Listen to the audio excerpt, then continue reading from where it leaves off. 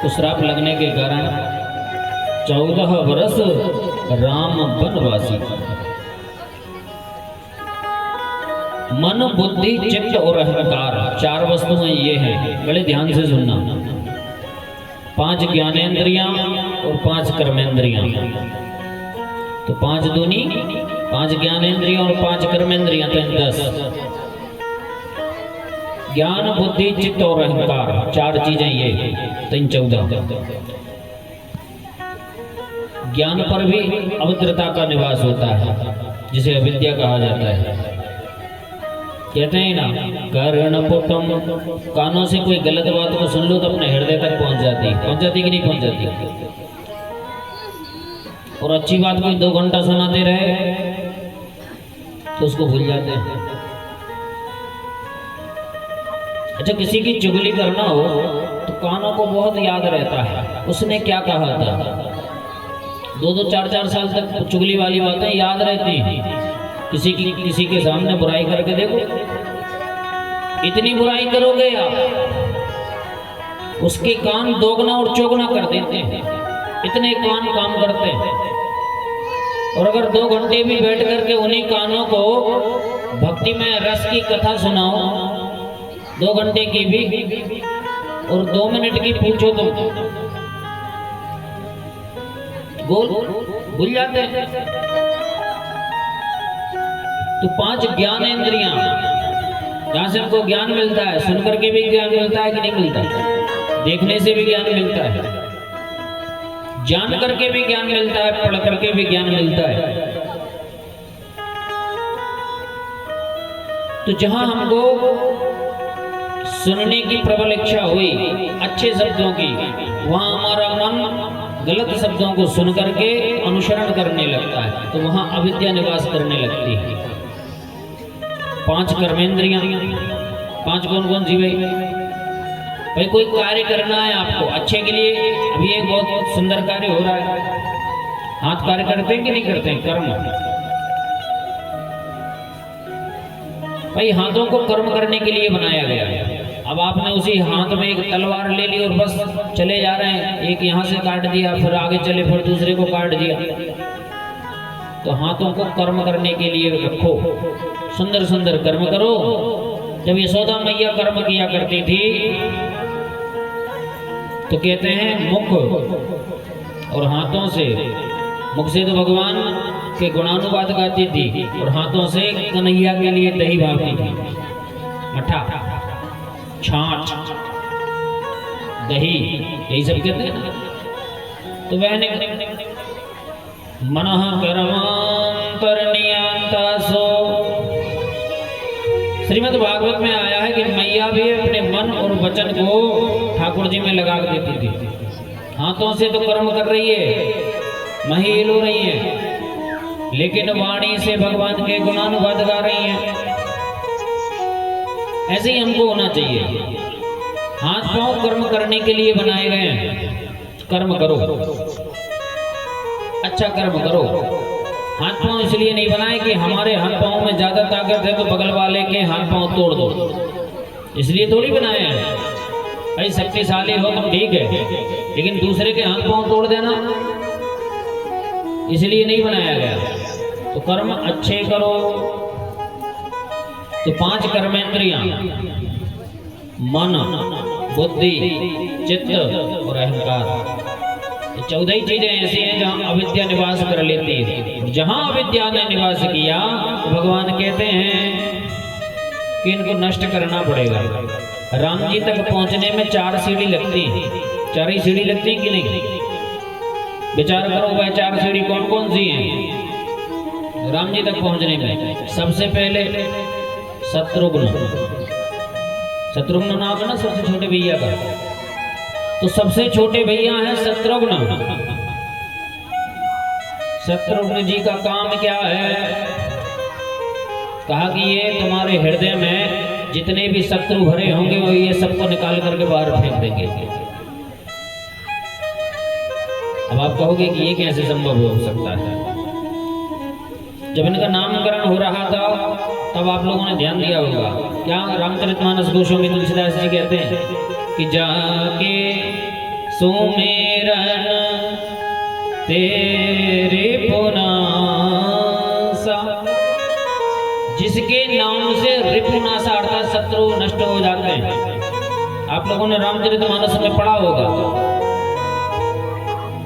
नाम शत्रुघ्न वेद प्रकाश, जिसके नाम मात्र से सारे शत्रुओं का नाश हो जाता है, उसी का नाम शत्रुघ्न जी महाराज। सही है ना? गोस्वामी तुलसीदास जी ने लिखा है, एक बार अगर इनका नाम ले लो तो आपके हृदय के समस्त शत्रु नष्ट हो जाएंगे। और जब शत्रु हमारे हृदय पर वार करते हैं और जब वह नष्ट हो जाएंगे तो हमारा हृदय खाली हो जाएगा। हो जाएगा कि नहीं? अब जो शत्रु रहेंगे ही नहीं तो फिर तो क्या होगा? कहा कि अब आप धीरे धीरे सीढ़ी चढ़ रहे हो राम जी तक पहुंचने के लिए। राम जी तक पहुंचना है तो सबसे पहले अपने अंदर जो हमारे हृदय में शत्रुओं का निवास है उनको हटाना पड़ेगा। और एक बार आपने कह दिया, बोलिए शत्रुघ्न जी महाराज की। आप लोग तो जय नहीं बोल रहे, शत्रुओं को हटाना ही नहीं चाहते। एक दान अच्छे से बोलो, बोलो शत्रुघ्न जी महाराज की आवाज। तो शत्रु हट गए, अब एक शक्ति मिली आपको, क्योंकि अब भाई जब हमारे हृदय के समस्त शत्रु हट गए तो खाली हो गया तो नहीं हुआ? हृदय खाली हो गया। अब क्या होगा? कहा अब एक शक्ति मिल गई हमको। कौन सी? कहा श्रुत कीर्ति। कितना अच्छा नाम है। शत्रुघ्न जी की पत्नी का नाम क्या है? श्रुत कीर्ति। इसका मतलब क्या होता है? भगवान की कीर्तियों का गान करो, अर्थात सुनो। तो आपको एक सीढ़ी पूरी हो गई कि नहीं हो गई? श्रुत कीर्ति का अर्थ क्या होता है? भगवान की सुंदर सुंदर कथाओं का आप गान करो, कहो और सुनो, तो आपका हृदय प्रफुल्ल हो जाएगा। हो जाएगा कि नहीं हो जाएगा? अब एक सीढ़ी पे आप चढ़ गए। शत्रुघ्न जी का नाम लेने से शत्रु नष्ट हो गए और भगवान के गुणानुवाद गा करके आपने हृदय में भक्ति को बनाए रखा, अर्थात जगा दिया, थोड़ा सा दीप जला लिया। अब दूसरे भैया आते हैं शत्रुघ्न जी के। क्या इनके दूसरे भैया हैं? लक्ष्मण जी। दूसरे भैया, अपन को तो राम जी तक पहुंचना है ना, तो लक्ष्मण जी आ गए। लक्ष्मण जी का क्या है? लक्ष्य है, एक ही लक्ष्य है। क्या लक्ष्य है? कि राम की सेवा का नाम करना। केवल राम के चरणों की सेवा ही श्री लक्ष्मण जी महाराज का लक्ष्य है। अब विचार करना, अब आपने शत्रुओं को नष्ट कर दिया और श्रुत कीर्ति से भगवान के गुणानुवादों को सुन लिया, तो अब हमारा लक्ष्य क्या बन गया? विचार करना आप लोग। अब लक्ष्य है, लक्ष्य आपका बना है राम जी के चरणों तक पहुंचना है। शांति से बैठे रहो, बैठ जाओ, जो जहां बैठा बैठ जाए है, आप लोग मत कहो। बोलो हर हर नर्मदे। जिसको जहां जगह मिलेगी वहीं बैठ जाएगा, कोई गोदी में बैठने वालों नहीं है। आप लोग तो बढ़िया, आप लोग बैठो, ते जहां जहां के मिले वहीं बैठे। बोलो हर हर नर्मदे मैया।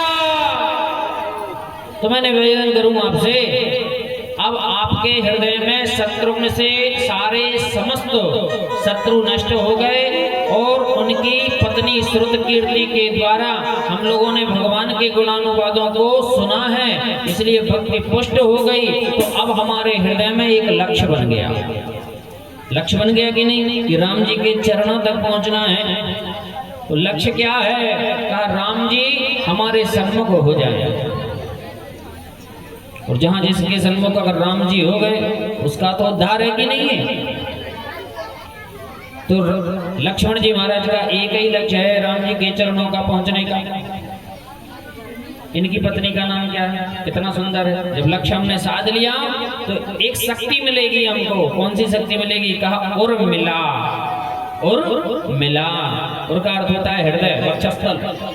और जब हमारे वक्षस्थल में एक ही उत्कंठा जागने लगे कि बस अब तो प्रभु से मिलना ही है, मिलना ही है, मिलना ही है, तो ये अगर हमने उत्कंठा जगा ली तो समझ लेना कि दूसरी सीढ़ी हमने पार कर ली। कितना अच्छा नाम उर्मिला, मतलब हमारे वक्षस्थल हृदय में भगवान के नामों का लक्ष्य साध लिया जाए तो समझ लेना हम दूसरी सीढ़ी पर आकर के विराजमान हो गए। अब तो विश्वास और बढ़ जाना चाहिए कि हमको राम जी से मिलने में कोई नहीं रोक सकता। जहां 2 सीढ़ी चल गए तो तीसरी सीढ़ी कौन है? कहा भरत जी महाराज। भरत का तो गुणगान परम आदरणीय पूज्य पाद प्रातः स्मरणीय श्री गोस्वामी तुलसीदास जी महाराज भी लिखने में कपते हैं कि प्रेम की पिपास देख देख निज प्रेमियों को, प्रेम का समुद्र सीमा तोड़ के वहाया है। समुद्र इतना गहरा समुद्र है कि कोई पार नहीं पा सकता। कोई पा सकता है क्या? लक्ष्मण जी महाराज जितना प्रेम करते हैं, शत्रुघ्न जी जितना प्रेम करते हैं, इनको पा सकता है। और राम कहते हैं भरत जैसा प्रेम कोई दूजा कर ही नहीं सकता। तभी तो लिखा है कि प्रेम की पिपास देख देख निज प्रेमियों को, प्रेम का समुद्र सीमा तोड़ के वहाया है। एक भाई के प्रति एक भाई का प्रेम तो देखो। दूसरा भाई वनवास में है, दूसरा भाई मामा जी के यहाँ है। जैसे ही सुना तो सर पे क्या रख लिया? चप्पलों को, खड़ाओं को सर पे रख करके भाई से मिलने के लिए पहुंच गया। खुद पैरों पर खड़ाऊ नहीं पहना है, लेकिन भाई के खड़ाऊ को सर पे रखा है। जो कुछ है भाई है, मैं कुछ नहीं हूं। ये प्रेम किसी में हो सकता है क्या? शीश पे खड़ा आंखों में पानी, राम भक्त ले चला रे राम की सानी, राम भक्त ले चला रे राम की सानी, राम भक्त ले चला रे राम की सानी।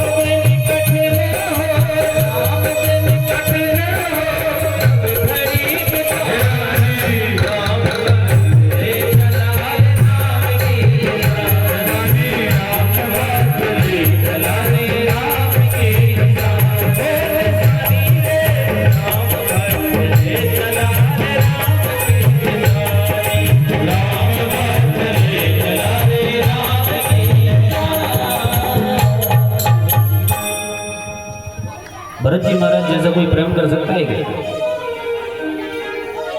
चाहते तो घुस हो जाते। दूसरी मम्मी का बेटा राम है, लेकिन प्रेम इतना है, गोस्वामी तुलसीदास जी महाराज भी कहते हैं भरत के प्रेम का कोई वर्णन नहीं कर सकता। इतना अत्यधिक अपने बड़े भाई श्री राम से प्रेम करते हैं। मैं तो ये कहता हूं कि भरत जैसा 5% भी अगर हम में प्रेम जाग गया भाई के प्रति, 5% भी, तो विश्वास रखो घर में कभी 2 चूल्हे नहीं होंगे, कभी नहीं होंगे।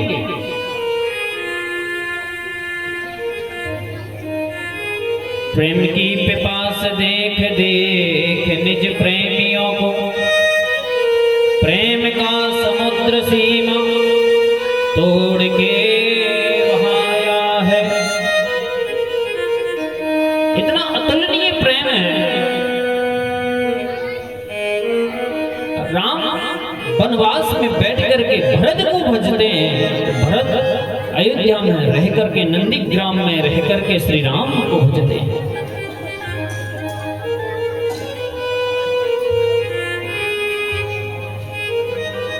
निवेदन करूं, भरत जैसा प्रेम हमारे हृदय में अगर आ गया, देखना तीसरी सीढ़ी है राम तक पहुंचने में, भरत तीसरी सीढ़ी है और सबसे कठिन सीढ़ी है। ये सीढ़ी अगर आपने पार कर ली तो राम से आप मिल जाओगे।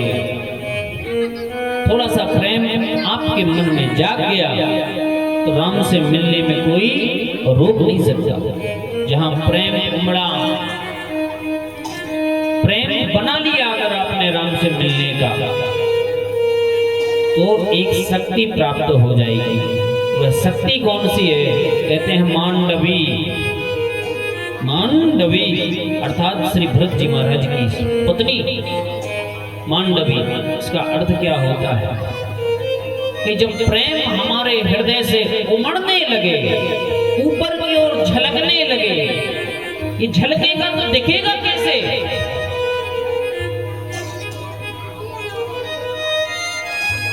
आपके अंदर भगवान के प्रति अगर प्रेम उमड़ पड़ा और ये झलकने लगे। आप लोग चावल बनाते हो ना, कभी गंजी में रख देना चावल को, तो आप ध्यान रखना कि फंसूकर जब उफन में आता है तो नीचे गिरने लगता है। गिरता है कि नहीं गिरता है? जिसे मान कहा जाता है निकाल दो, निकलता है कि नहीं निकलता? आप लोग चूल्हे पे रखना। अब तो आजकल क्या है, कुकर चल गया, कुकर में रखा 1 गिलास चावल, 2 गिलास पानी और 1 सीटी आई चावल से, हो जाता है ना ऐसा। 1 चावल में 1 सीटी में चावल सिद्ध। लेकिन पहले पानी अधिक रख देते थे तो जब चावल उबलता था तो उसका पानी जब उबलने लग जाता था, भूरा हो जाता था, तो धीरे धीरे जो मांड होता है वह नीचे की ओर गिरने लगता था। उसी प्रकार समझ लेना, जब प्रेम आपके हृदय में उमड़ने लगे और नीचे की ओर गिरने लगे। प्रेम की परिभाषा किसे कहते हैं कि मेरो तो गिरधर गोपाल दूसरो न कोई। जब आपके प्रेम की सीमा उमड़ने लगे और कुछ दिखाई न दे, बस दिखाई दे तो केवल क्या कि मेरे तो, मुझे दुनिया में कोई दिखाई नहीं दे रहा है, दिखाई दे रहा है तो वह कौन है कि गिरधर गोपाल। किसी ने कहा कि गिरधर गोपाल तुम्हारा है? हाँ, गिरधर गोपाल मेरा है। ये भैया जो बेटा है वह किसका है? मीरा जी ने एक ही बात कही, मैं किसी को नहीं जानती। मेरे तो गिरधर गोपाल दूसरो न कोई। यहाँ जितने भी है वह दूसरा, मेरा कोई नहीं है। मेरा है तो मेरा गिरधर गोपाल है। ऐसा प्रेम जब हमारे हृदय में उमड़ जाए, समझ लेना 3 सीढ़ी आपने पार कर ली। और जब तीसरी सीढ़ी से अगर आप खड़े होकर के देखोगे तो कौन? वही रघुनंदन श्री राम का दर्शन आपको प्राप्त हो जाएगा। वह कैसा है कि जो आनंद सिंधु सुख राशि। वही आनंद है जो राम बन करके बैठा है वहां, और उस आनंद की सिंधु हमारे हृदय पर पड़ गई, समझ लेना राम मिल गया। सी करते लोग सुपासी। अगर उस आनंद की सिंधु एक बिंदु भी आपके वक्षस्थल हृदय पर पड़ गई, हृदय हमारा सिंधु है, और उसकी एक बिंदु अर्थात एक बूंद भी राम के हमारे हृदय पर पड़ने से हमारे हृदय में राम का आविर्भाव हो जाएगा। बोलिए राघवेंद्र सरकार की जय। तो मैं निवेदन करूं, राम तक पहुंच गए हो, कितनी बड़ी बात है। राम तक पहुंचना आसान बात नहीं है, और जहां राम मिल गए तो शक्ति तो अपने आप मिल जाएगी। जनक नंदनी श्री सीता जी, वो क्या करेंगी? कहा कि आप बड़े चल करके आए हो। सीता जी का काम क्या है? छाया प्रदान करना। सीता जी के मात्र छाया में अगर आप रहोगे तो आप राम के सन्मुख रहोगे। तो सीता जी छांव प्रदान कर देंगी आपको कि दये के दये के भौते के तापा। तीन प्रकार के ताप होते हैं जिनसे तपता है व्यक्ति, तो वह ताप का समन करने में जगत जननी श्री सीता आपको शीतलता प्रदान कर देगी। समझ लेना कि हम राम के यहाँ बैठे हैं और राम आपके हृदय में बैठा है। बोलिए राघवेंद्र सरकार की। कैसे राम हृदय में कैसे बैठा है? ओ हरे रामा, बैठा है कि नहीं बैठा है? दोनों हाथों को एक बार ऊपर उठा लीजिए, बड़े भाव से उठाइए। आप भी उठा लीजिए, माता उठा लीजिए। ना कोई शर्म है ना कोई लाज। देखिए कथा पंडाल में बैठे, ना कोई शर्म है ना कोई लाज। तो कथा में क्या कहना है? ओ हरे राम राम राम सीता राम।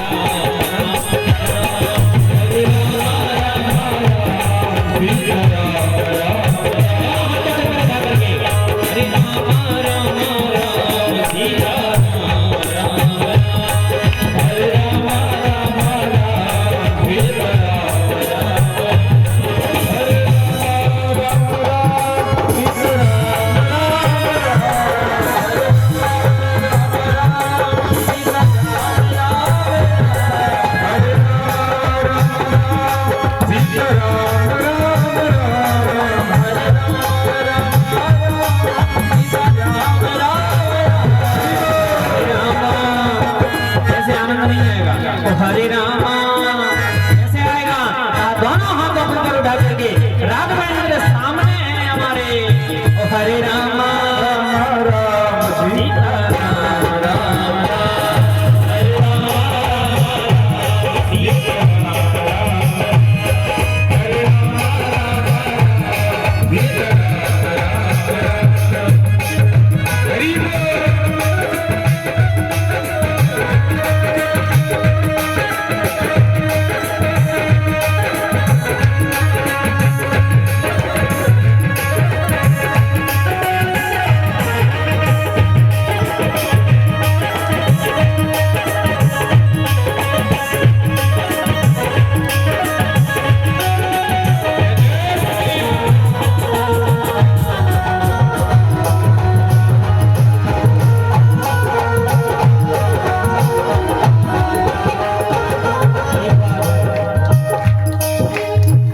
बीच बीच में राम का नाम लेते रहो।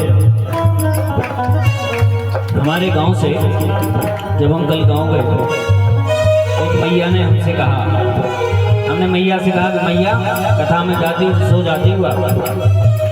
हमने एक मैया से कहा, हम जब गांव गए तो उनकी मैया तुम कथा में सो जाती हो? कहा नहीं, झपकी लग जाती है। वो कहीं की झपकी लग जाती है। हमने कहा सोना नहीं चाहिए। अच्छा, दो को तो हम बहुत कहे उनसे, आपको सोना नहीं चाहिए। कथा सुनो ना आनंद से कि क्या करें, कथा में नींद अच्छी आती है कि तुमने हम लोग को देख लिया था। हमने कहा हमने तुमको देख लिया था। तो मैया हमसे क्या कहते हैं, आज जब हम कथा में आएंगे तो ऐसी जगह बैठेंगे तुमको दिखाई नहीं देंगे, पर मौके की बात मैया को हम देख रहे हैं, है कि नहीं। और जब मैया को देख रहे हैं तो वो ताली बजा रही है कि नहीं बजा रही है? कैसे बजा रही है? हरे रामा, कैसे? ऊपर वाले आप लोग भी बजाओ ना भैया, आप लोग भी बजाइए। तो हरे रामा रामा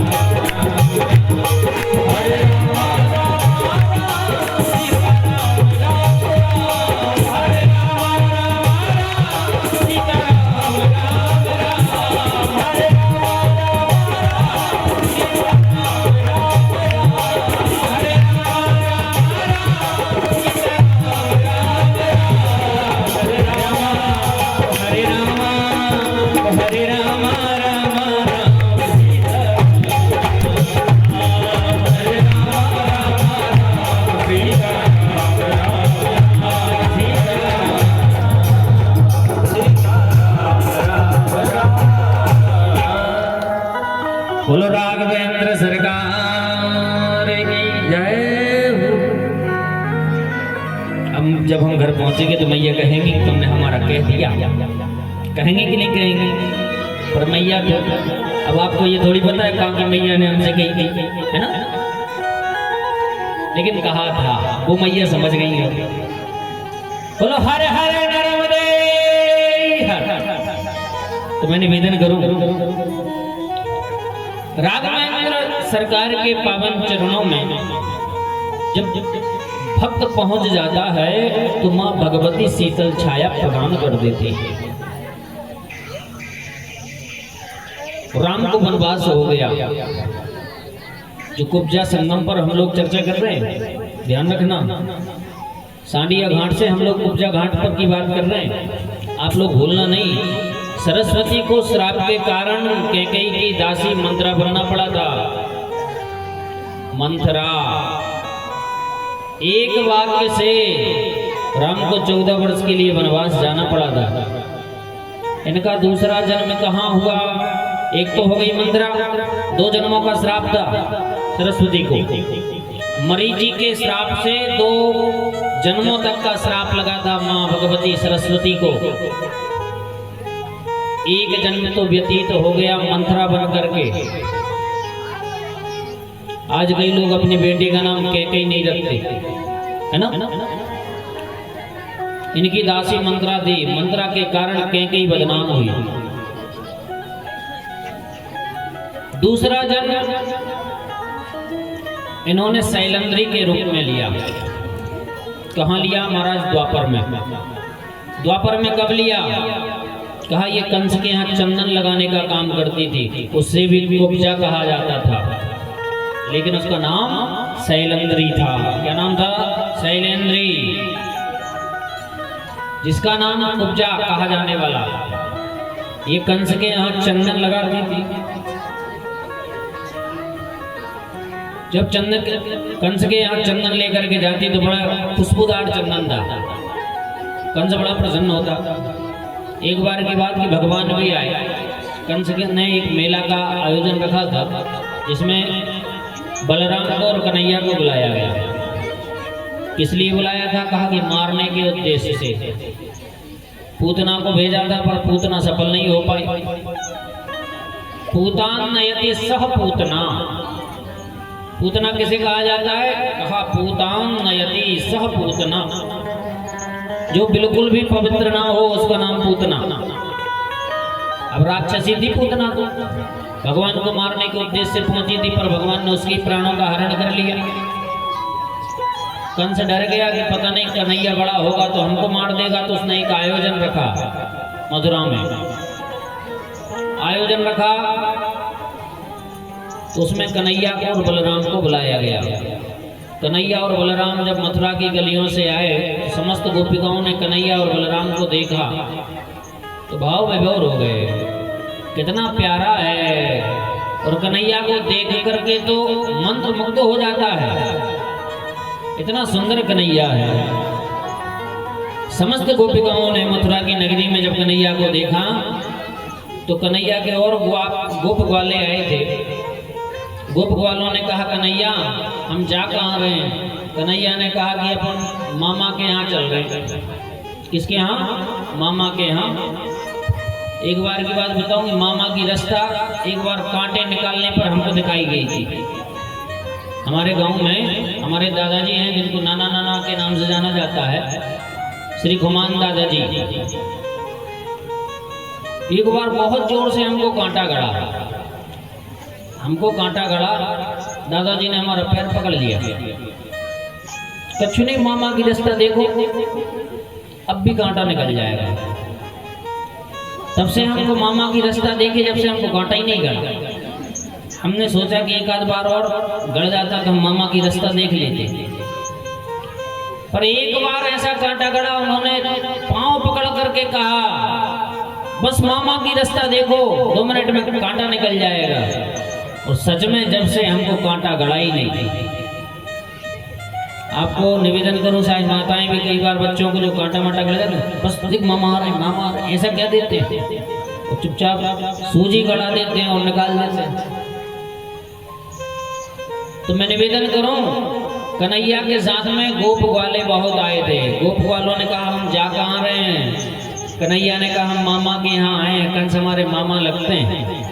कंस हमारे मामा लगते हैं? हाँ। तो गोप ग्वाले कहते हैं, तुमने पहले क्यों नहीं बताया हमको? अरे तुम पहले बताते कि मामा के यहाँ चल रहे तो कम से कम बढ़िया वस्त्र पहन लेते। मामा के यहाँ जाने में थोड़े सस्ते हैं ना, चलो मामा के यहाँ चल रहे हैं तो थोड़ा सजावट कर ले, बढ़िया सुंदर कपड़े पहन लेते। हम तो ऐसे ही कैसे आ गए? गोप ग्वालों से कन्हैया ने कहा, कोई बात नहीं, अपन जब जाएंगे तो रास्ते में पहन लेंगे। अब ब्रजवासी चले तो बीच में एक कपड़ा वाले भैया मिल गए, क्या भैया हमको कुछ कपड़े पहना दो।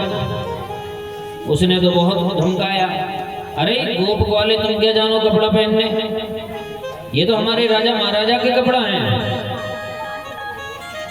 अब भगवान ने कहा कि देखो तो भी भैया दे दो, हमको एक जोड़ी कपड़ा दे दो, कम से कम हम पहन लें। पर नहीं माने, भगवान को गुस्सा आ गई थी, एक झपाटा दिया कान पे, तो कहते हैं कनपट्टी से ही सर अलग हो गया। अब ये काम कौन देख रहा था? एक दर्जी जो सिलाई करता था, वह ये कार्य देख रहा था कि भगवान इतने से जरूर है, लेकिन कपड़ा मांगने पर धोबी ने कपड़े नहीं दिए। भगवान ने एक जमा दिया धड़ से अलग। अब देखा कि कपड़े भगवान ने उठा लिए, गोप ग्वालों ने उठा लिए, वहां से कपड़े पहने तो कंस कितना बड़ा। अब ये तो छोटे छोटे बाल गोपाल कन्हैया और उनके गोप ग्वाले कपड़ा पहने तो ऐसे लगे पूरी रास्ता को झाड़ते हुए चले जा रहे। एक ग्वाले ने कहा, देखो कन्हैया कपड़ा इतने बड़े हैं कि पूरी रास्ता झर रही है, साफ हो रही है। कन्हैया ने कहा, रुक जाओ, अभी दर्जी मिलेगा आगे। दर्जी सिलाई करने वाला। तो दर्जी ने सोचा कि अब तो जो कुछ कहेंगे वो बिना उसके कर देंगे, नहीं तो हमने धोबी का हाल देख लिया।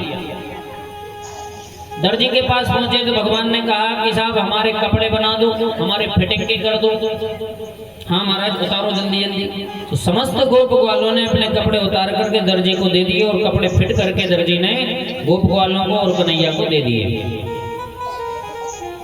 भगवान बड़े प्रसन्न किया, इसने कुछ कानाफूसी नहीं करी। तो भगवान ने कहा कि भाई तुम क्या मांगना चाहते हो मांग लो।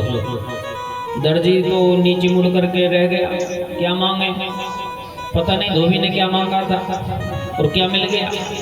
नहीं प्रभु बस आपकी कृपा बनी रहे और कुछ नहीं चाहिए। अब दर्जी ने बुद्धि से काम लिया कि नहीं लिया? बुद्धि ने कहा कुछ मांगोगे तो पता नहीं मिलेगा कि नहीं मिलेगा, इसलिए नीचे मुड़ कर लो। दर्जी ने नीचे मुड़ करके कहा महाराज बस आपकी कृपा बनी रहे। तो देखो साहब आज के समय में कृपा कितनी है। आज के समय में दर्जी पर इतनी कृपा है, जितने का कपड़ा लेकर के नहीं जाओगे उतनी उनको सिलाई चाहिए। चाहिए कि नहीं चाहिए? ये कृपा है कि नहीं है? हमारे कुर्ते का कपड़ा हम लेकर के आए। पहले जब कुर्ते का कपड़ा लेते थे तो वैसे ही 200-250-300 तक बहुत ले लिए, भाई शरीर ढकना है, ले लिए, हम पहन लिए। हम लेकर के गए सिलवानी में, तो हमने कहा साहब सिलाई क्या लोगे? क्या लगे 350, हमने 320 कुछ कपड़ा ही है। अब बताओ, अब 320 रुपए का हम कपड़ा लेकर के गए, उनको 350 सिलाई दे। तो कृपा है कि नहीं है? कितनी विशेष कृपा है। एक फिट का अगर बस्ता बनवा लो तो भी 100 रुपया चाहिए उनको। हमने ये जो बस्ता बनवाए ना भागवत पुस्तक रखने के लिए, 3 भागवत के जितने बड़े पुस्तक रखने के लिए बस्ता बनवाए, तो उन्होंने 150 रुपये लिए साहब। अब बताओ, ये कृपा नहीं है तो क्या है? सच में बहुत कृपा है। तो कृपा है तो भगवान की दिन रात कोई भी दर्जी खाली नहीं बैठा है क्या? विचार करो सिलवानी में कितने दर्जी हैं, लेकिन सबके पास इतने पड़े, साफ टाइम ही नहीं, 8 दिन लग जाए सिलवे में। भाई व्यस्तता है कि नहीं? तो ये सब भगवान की कृपा है। अब ये देखा तो आगे बढ़े। अब ब्रजवासी ने कहा तो देखो कपड़ा तो अच्छे हो गए, लेकिन हमारी आदत है ब्रजवासी लोगों की कि तापक थुआ चंदन होना चाहिए। आप लोग ब्रज में गए होंगे तो वहाँ तापक थुआ चंदन लगाया जाता है। तापक थुआ किसे कहते हैं? कहा यहाँ से लगता है पूरा और यहाँ तक पूरा भरा रहता है गाल, आंखों तक यहाँ से। आपने प्रेमानंद जी महाराज को देखा होगा, बिल्कुल यहाँ से चंदन लगाते हैं, पूरे में भरा रहता है पीला पीला चंदन और बढ़िया माला रहती है कि नहीं रहती? तो ब्रजवासी कहते हैं हमको तापक थुआ चंदन लगाना था। ठीक है, तापक थुआ चंदन लगाओ। कौन है? इतने में देखा कुब्जा चली आ रही है चंदन लेकर के, माला लेकर के। अब चंदन ठाकुर जी ने कहा कुब्जा, हे सुंदरी, देखो भगवान का बोलने का तरीका भी कितना अलग। जो कुब्जा है 3-3, 4-4 जगह से टेढ़ी है, कुरूप है, उसी कुब्जा को भगवान संबोधन करते हैं, हे सुंदरी। जब हे सुंदरी कहा तो कुब्जा ने मुड़ करके देखा, हमसे कोई बोल रहा है सुंदर है। खड़ी हो गई, हाँ लाला बोलो, ये चंदन कहाँ लेकर के जा रही हो? कहा चंदन हम अपने महाराज को लेकर के जा रहे हैं, हमने तुम्हारा नाम बहुत सुना है। भगवान ने कहा थोड़ा सा हमको ही लगा दो। कुब्जा ने मना नहीं किया, और वही चंदन जो कंस के यहाँ ले जाया करती थी, वह भगवान को तापक थुआ बढ़िया चंदन लगा दिया। अब भगवान प्रसन्न, भगवान इतने प्रसन्न हो गए, गोप ग्वालों से पूछा बताओ ब्रजवासी अब क्या चाहिए? अरे लाला तूने तो गजब कर दियो।